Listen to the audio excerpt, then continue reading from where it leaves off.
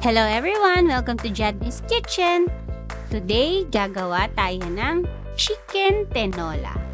Sa isang pan, maglagay po tayo ng 2 tablespoon of cooking oil. At pag mainit na po ang ating cooking oil, maglagay po tayo ng ginger.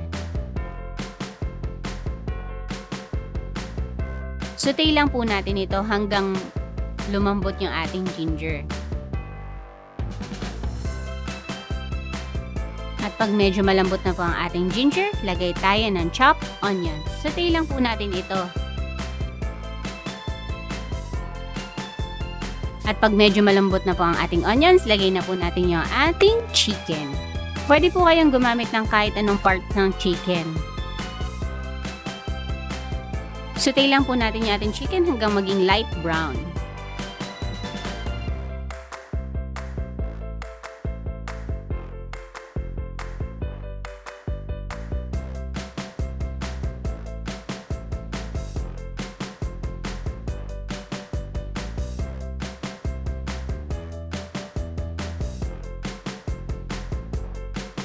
Pag medyo light brown na po ang ating chicken, mag-add tayo ng 4 cups of water. Pwede po din kayong gumamit ng chicken broth.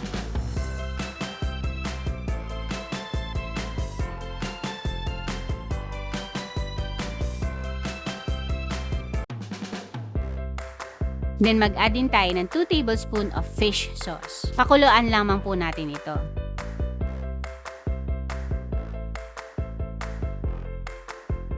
At pag kumukulo na po ang ating sabaw, lagay na po natin yung ating chopped papaya. Pwede din po kayong gumamit ng sayote.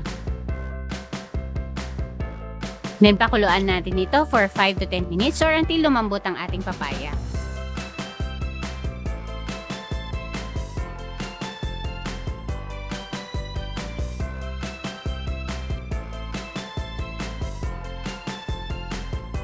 After 10 minutes, at pag malambot na po ang ating papaya,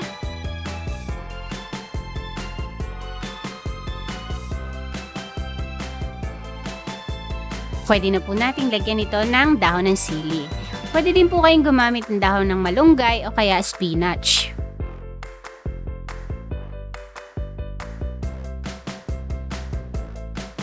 Pakulaan lang natin ito ng 1 to 2 minutes.